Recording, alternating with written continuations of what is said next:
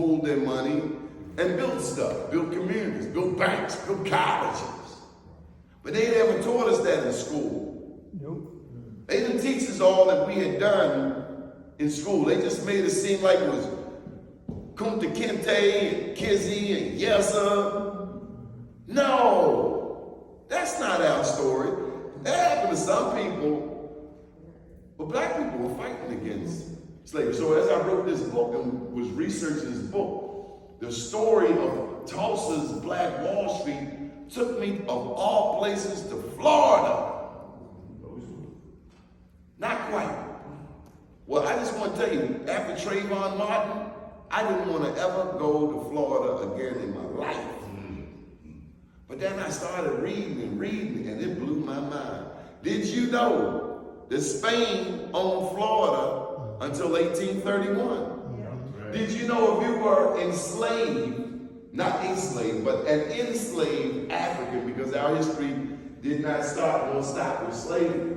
But if you were an enslaved African and you escaped from Georgia to Florida, you could get your freedom. But you had to be willing to convert to Christianity, and you also had to be willing to fight for the Spanish crown. Listen to what I'm telling you. Spain owned Florida until 1831. And so you know how we got the dude with the helicopter haircut over there in D.C.?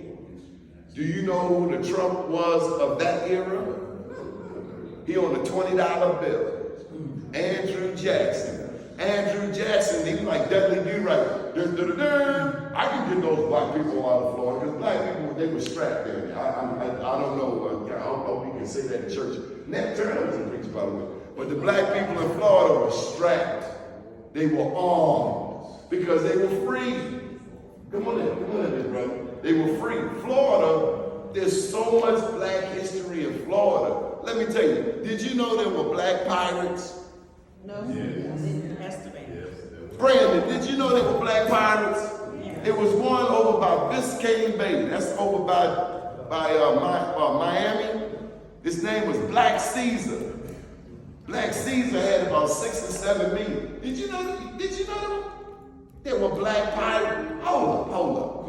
Let me give you a scenario. A ship coming from Europe, England, Spain, Portugal, maybe Africa, and they come across the water.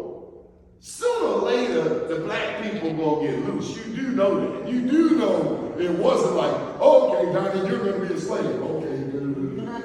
You do know there was some kickback. There's some special forces somewhere. And that's what my book is about the various freedom colonies. Everywhere there was slavery, there was black people. There were black people fighting back. Did you know that there are 47 million black people in the United States? No. Do you know how many black people in Brazil?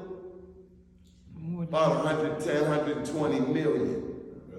You got brothers galore just on the other side of the border.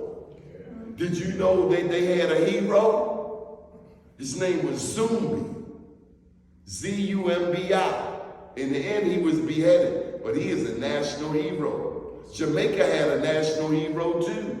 Her name was Nani the Maroon Queen. Any Jamaicans in here?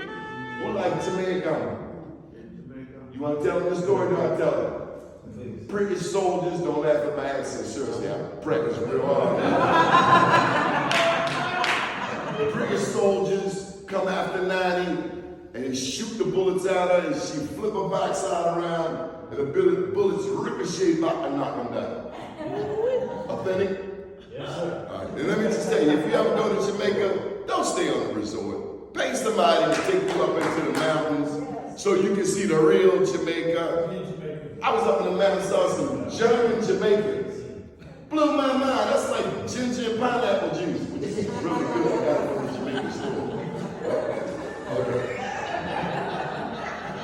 There were black people all over the world. Do you know the strongest black people in the Western Hemisphere? The strongest, by far. Haitians. Haitians. Haiti. You agree, Mukasa? Yes. Toussaint Louverture. Jean-Jacques Dessalines. These are heroes, and we should know their names like we know the books of the Bible. We know Genesis, Exodus, Leviticus, Numbers, Deuteronomy. We're supposed to know about Toussaint Louverture, Jean-Jacques Dessalines, Zumbi, Nani the Maroon Queen, King Miguel, King Bayano. Everywhere there was slavery, there were black people. There were a whole lot of blacks. Did you know Mexico had a black president? No! What are they teaching us in school? That's why we need the black press. That's why we need the black press. That's why we need the black press to refresh us, remind us of the great things we've already done. If we just knew what we've already done, we'd be so much more empowered. So we do these awards. Let me just give it to you. Any New Yorkers? I know we got one New York in here. Are you Jamaica and New York? You got 14 jobs. Okay. I don't know if I ever quizzed you in this, but I think you know. Okay. So slavery ended in New York City. Anybody know? 1827. I know that because that's the same year that the black press was born. The first newspaper, Freedom's Journal, was born on March 16, 1827. Same year slavery ended. But they had an independent black community in New York, 2 of them. So let's start in Seneca Village. That was Central Park in between 82nd and 89th Street. Then the government came with their eminent domain. You know how they do. And they took it. But it was an independent black community. And then over in Brooklyn, it was one called Weeksville. And we've actually done one of these ceremonies over at the Weeksville Heritage Center on Buffalo Avenue. We've done a lot more Black Wall Streets in Harlem. Harlem just seems so more amenable. Brooklyn so mean, man. Why Brooklyn so mean? They just hard, Brooklyn. 7 in the morning, just mean. But I love Brooklyn because it's authentic and it's real, just like Atlanta. So while we are here in Atlanta, anybody know of the insurance company? Atlanta Life. Who founded it? Herndon. Huh? Herndon. Alonzo Herndon. And you also had some newspapers here? Yes. Our Daily World. Wow. Voice. A lot of boys here. Hell them all. Yeah, in Car came first, and then the boys came at 6 and 6. You know, Atlanta, I live in Baltimore, and we've made some progress, but I love Atlanta. It's just, when I came here in 83, it's just, when you walk over there, I don't know about you, but I felt greatness. I felt, yeah, I can do this. And then you meet the likes of a Coretta Scott King back then, Edwin Moses would come through. But you also, there were no limitations. And then Mukasa come into the cafeteria. I'm in there eating up Frosted Flakes because I didn't live on campus. That's a long story. But I used to come up here and eat every day Frosted Flakes. But Mukasa would be in there every day. Uhuru African. And you're like, who is this guy? Every day. And I come to find out he didn't just do it over there. He did it at HBCUs all over the place.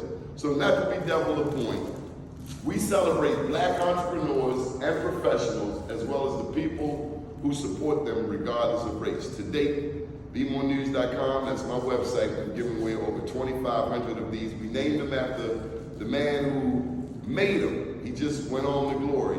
His son now makes them for us, but I felt it only right, especially because he fronted me a bunch of them. I ain't gonna lie, my money was a little funny at first, but we pay for them all now.